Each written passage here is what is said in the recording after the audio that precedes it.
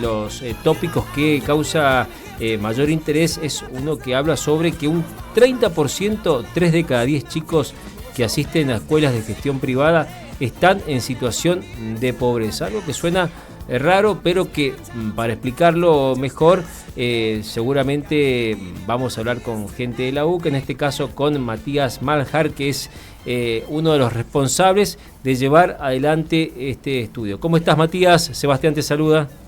¿Qué tal? Buenas noches. ¿Cómo te va, Sebastián? Muy bien, todo muy bien. Bueno, muchas gracias por aceptar la invitación y bueno, por estar aquí en M News Radio aquí en Mendoza. No, gracias a vos, gracias a vos. Bueno, contame un poquito de qué se trata este estudio. O sea, nos llama la atención, ha salido publicado en varios medios uno de los datos no sobresalientes del estudio, pero contanos un poquito más, primero en general sobre el estudio, ¿no? ¿Qué es lo que el observatorio hace muchos estudios, pero en particular ¿de qué se trata? Bien, te cuento un poco el trasfondo a vos y a toda la audiencia.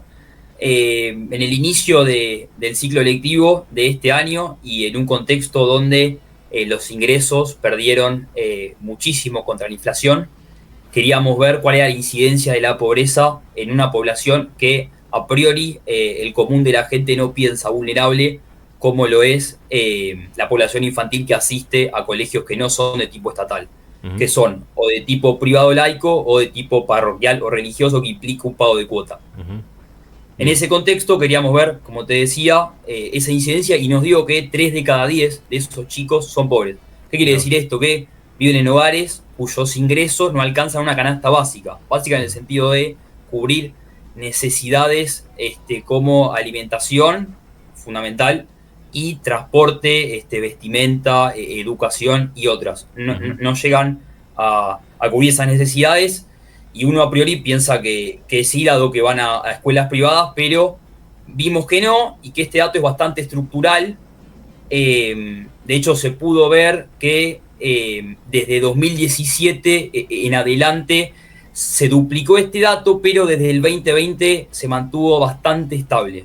O sea, no es una cuestión de ahora, sino que ya viene desde hace unos años, y lo que se lucubra desde el observatorio es que este año esa cifra aumenta, como le decía al principio, en este contexto donde los ingresos pierden sobremanera contra la inflación y especialmente en los sectores medios, ¿no?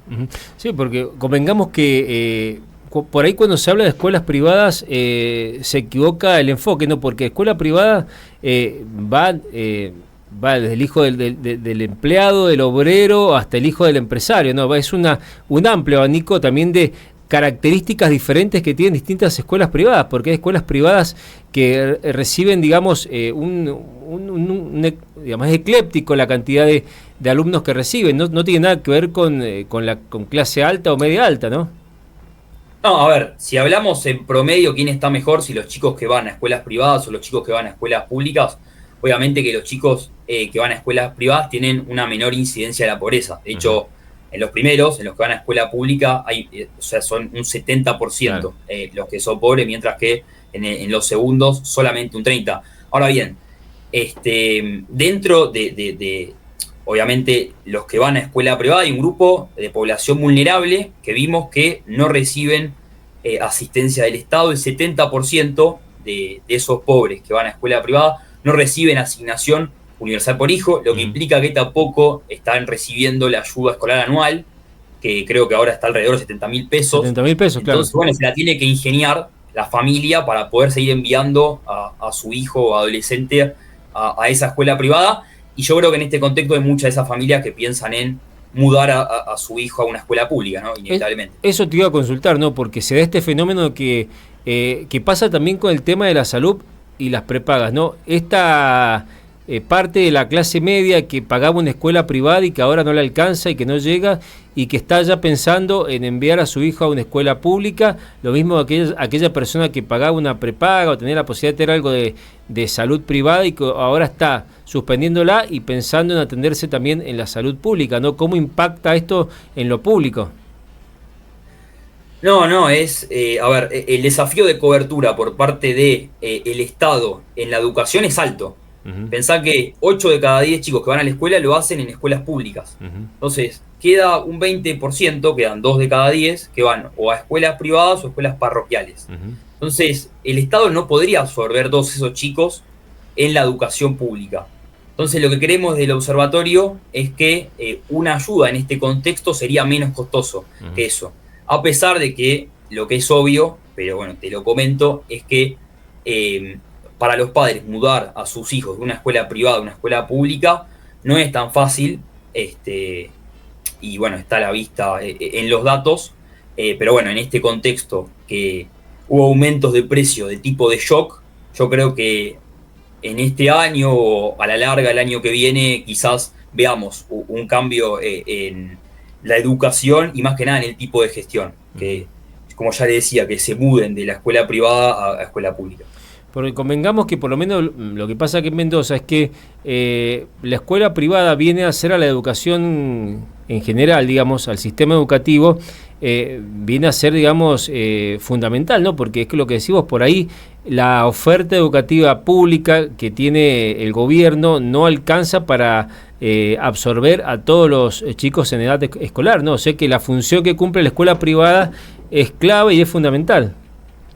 No, totalmente es fundamental porque hay 20% de chicos que van a ese tipo de escuelas y lo que vos también remarcabas recién era que los padres mandan a sus hijos, a pesar de estar en una situación de pobreza y no llegan a cubrir una canasta básica total, pensando en la movilidad social, que en el día de mañana sus hijos puedan tener mayores ingresos y mejores trabajos que ellos, a pesar de todas las dificultades que presentan.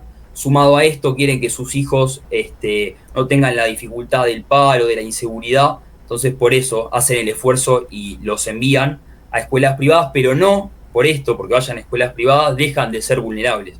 Claro. Porque está a la vista que un 30% de ellos son pobres, ¿no? Contame un poquito, Matías, en qué otros vectores están trabajando desde ahí del observatorio, porque permanentemente nos llega información vinculada, digamos, a distintos temas que atraviesan la sociedad y en estos momentos que hay tanto para investigar, ¿no? Porque hay tanta movilidad en todo tipo de ámbitos. Sí, mirá, te cuento lo que investigo yo.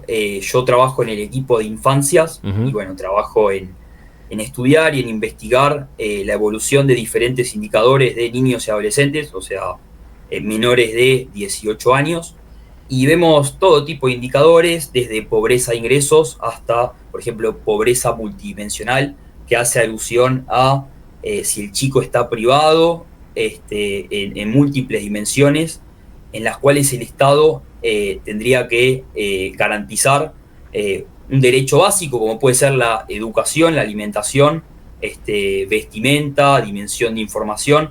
También tenemos otros indicadores que hacen alusión a, por ejemplo, el hacinamiento, si el niño vive en un hogar que tiene 3 o más personas por cuarto habitable.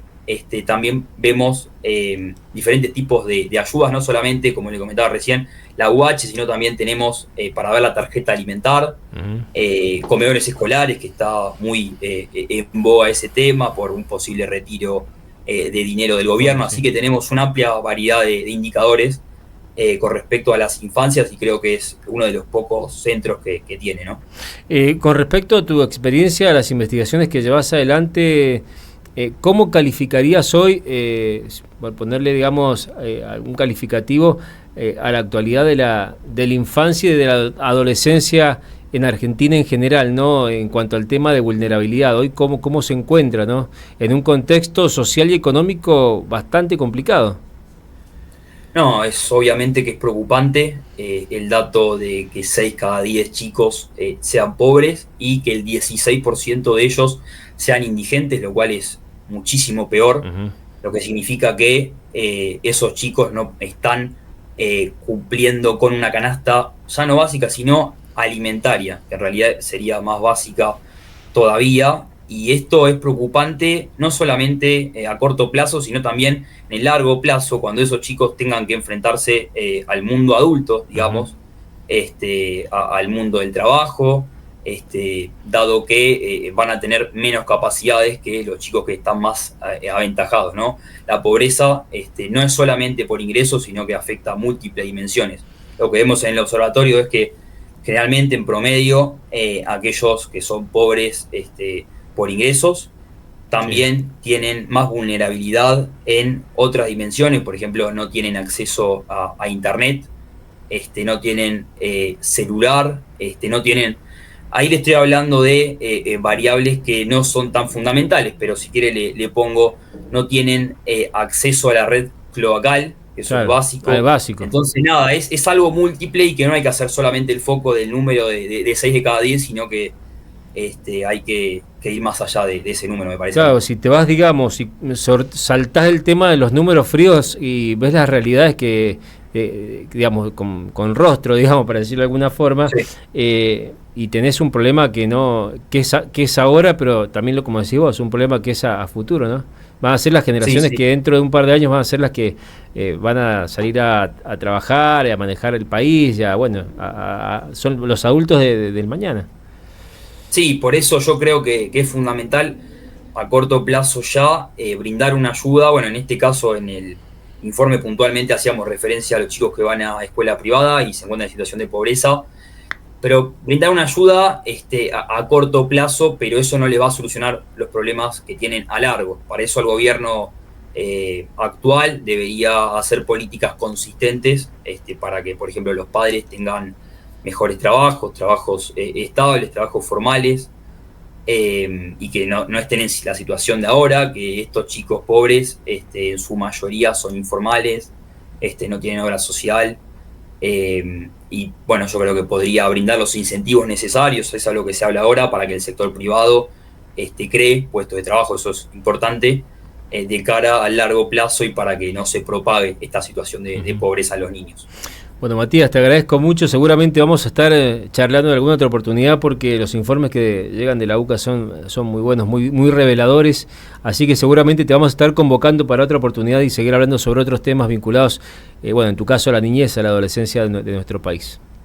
Dale, muchas gracias, Sebastián. Que tengas buenas noches. Un abrazo grande y bueno, que esté todo muy bien por ahí. Dale, muchas gracias. Chao. Bueno, era el contacto con Matías Malajares de la UCA, es investigador de la Universidad Católica Argentina y nos contaba justamente este informe, ¿no?, que había presentado esta institución con respecto a que 3 de cada 10 chicos que asisten a escuelas de gestión privada están en situación de pobreza. Realmente algo que no teníamos en cuenta.